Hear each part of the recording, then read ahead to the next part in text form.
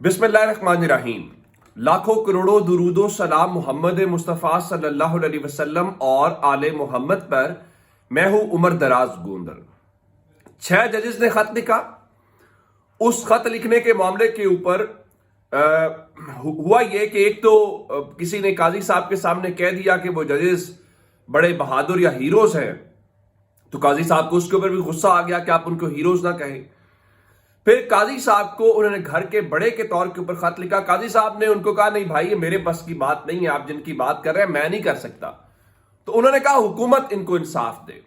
तो हुकूमत ने और काजी फायज ईसा साहब ने मिलके एक रिटायर्ड जज के जरिए रास्ता निकाला कि देखिए हाजिर सर्विस इतने बाइख्तियार हैं कि वो कह रहे हैं भाई हमें आजादाना काम नहीं करने दिया जा रहा, हमारे घरों में कैमरे हैं, हमें यूं इस तरह से प्रेशराइज किया जाता है। लेकिन काजी साहब ने यह कहा कि नहीं, आपको इंसाफ मिलेगा। इंसाफ कौन देगा? रिटायर्ड जज देगा। अब इस सारे मामले के ऊपर एक और बड़ी बात जो है जिसमें मुख्तलिफ लोगों की राय ज़ाहिर है मुख्तलिफ है। अब एक तो यह है कि उन्होंने इसको टेकअप क्यों नहीं किया सुप्रीम जुडिशल काउंसिल के अंदर। तो उसकी वजह यह है, मतीउल्लाह जान के मुताबिक अगर यह मामला सुप्रीम जुडिशल काउंसिल में टेकअप होता तो chief justice Islamabad high court justice Aamir Farooq के खिलाफ ये क्लियर कट मिसकंडक्ट बनता था कि आपको वो खत लिखते रहे, आपने क्या किया, नंबर 1। नंबर 2, किसी एक मौके के ऊपर आपने कहा कि मैंने सरबराह से बात कर ली है। तो क्या आपका काम फैसला करना था या सरबराह से बात करना था? लेकिन सदीक जान के मुताबिक असल मामला यह भी है कि जनाब वो एक वजह यह है कि अगर आमिर फारूक के खिलाफ वहां पे मामला जाता सुप्रीम जुडिशल काउंसिल में तो वो बहुत सारों की भी फाइलें खोल देते, तो वो बहुत तगड़े हैं, उनके खिलाफ कार्रवाई नहीं हो सकती। अब इस सारी सूरत हाल में सबका ये मानना है, जिसमें मतीउल्लाह जान ये कहते हैं कि हुकूमत और अदलिया मिलकर जो है वो सहाफियों को प्रेशराइज कर रहे हैं। और इस तरह से बहुत सारे लोग ये कह रहे हैं कि जब काजी फायज ईसा के खिलाफ लोगों ने जायज तनकीद की कि आपने एक सियासी जमात का सियासी कत्ल किया, उसे बल्ला छीन के, तो आपने क्या किया? आपने सहाफियों को नोटिस करवाए, इल्ला माशाल्लाह सहाफी गिरफ्तार हुए, और सत्तूर की मिसाल है। अब जब उन जजेस के खिलाफ गरीदा फारूकी से लेके कौन कौन सा जो शख्स है वो मुहिम नहीं चला रहा, तो आप अब अस खुद नोटिस क्यों नहीं दे रहे? और असनाद मलिक के मुताबिक तो जो कुछ काजी फायज ईसा ने कर दिया है, उसके बाद हुकूमत तो बहुत ही इस वक्त रिलैक्स्ड है। और उसमें एक वजह असनाद मलिक की ओपिनियन ये भी है कि जस्टिस काजी फायज ईसा ने जानबूझकर सरेंडर किया, यानी उन्होंने इस मामले को सुप्रीम जुडिशल काउंसिल में या सुप्रीम कोर्ट के फुल बेंच के सामने या असखुद नोटिस की सूरत में क्यों नहीं उठाया? उसकी वजह यह थी, अब एक तासुर है जो राय है ज़रा असनाद मलिक की, वो ये कहते हैं कि अगर उसकी शफाफ तहकीकात हो गई तो इसका मतलब ये होगा कि इमरान खान के बयानिए को फायदा होगा। अब इसलिए मतीउल्लाह जान के मुताबिक बड़ा अच्छा, जब ताकतवर लोगों की बात आई तो काजी फायज ईसा ने बड़ी आसानी के साथ अपनी जान छुड़वा ली। हालांकि काजी साहब वो बड़े बहादुर बनने की कोशिश तो करते हैं, लेकिन लोगों ने अब देख लिया है वो कितने बहादुर है। हमने देखा जब फौजी अदालतों का केस लगा तो काजी साहब यूं पतली गली से निकल गए। अब एक बार फिर काजी साहब पतली गली से निकल गए हैं। और अब जाहिर है एक तो इन जजेस को हुकूमत टारगेट करेगी, और बुनियादी तौर पे काजी फायज ईसा साहब ने अपने मातहत जजेस का हाथ झटक के उनकी तस्दीक की है। और अब ये तो और भी लोग बहुत सारे कह रहे हैं, मिसाल के तौर पर नजम सेठी कहते हैं जी इस कमीशन से जिनके ऊपर इल्जाम है उनके खिलाफ कुछ नहीं निकलेगा, लेकिन हाँ इन जजेस के गिर्द घेरा जरूर तंग होगा और ये कमीशन फ्लॉप होगा, इस कमीशन में से कुछ नहीं निकलेगा।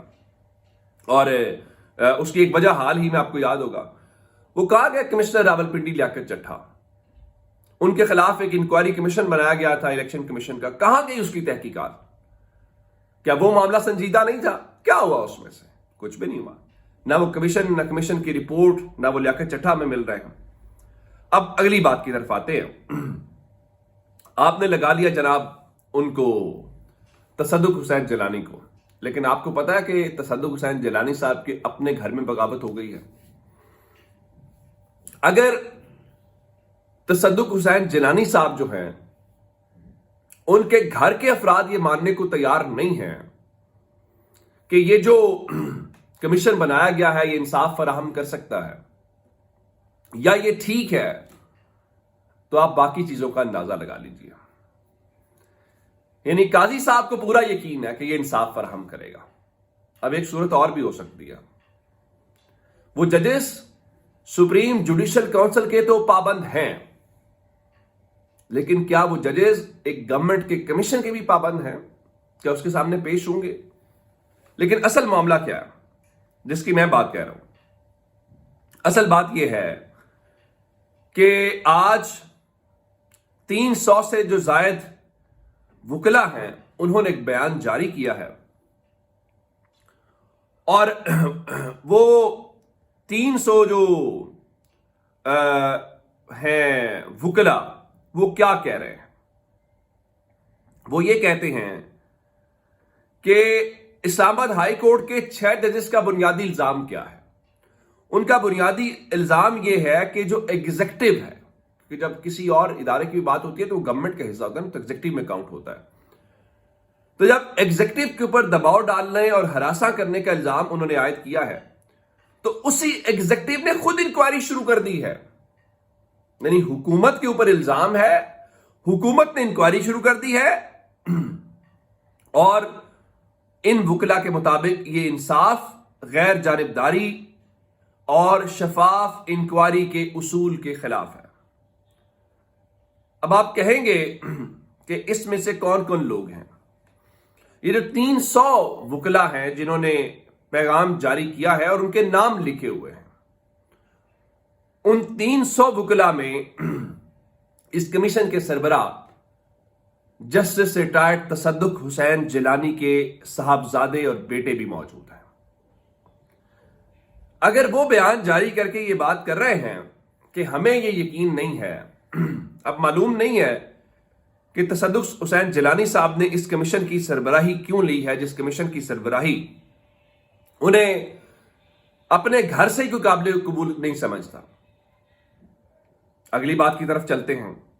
इसी खत के अंदर जो बड़े अहम सवालात इन जजेस ने वुकला ने उठाए हैं, वो ये कहते हैं कि इंक्वायरी कमीशन ने इस्लामाबाद हाई कोर्ट के जजेस के ऊपर खत पर कितना काम करना है और कितना नहीं करना, यानी उसको हुदूदो कुयूद क्या है, क्या तहकीकात होनी है और क्या तहकीकात नहीं होनी, ये TORs भी हुकूमत ने बनाए हैं, उस हुकूमत ने जिसके इल्जाम, मैंने आपको याद होगा, आपको एक मिसाल दी थी कि आइंदा मुल्जिम बताया करेगा कि उसके केस में तहकीकाती अफसर कौन होगा, नंबर 1।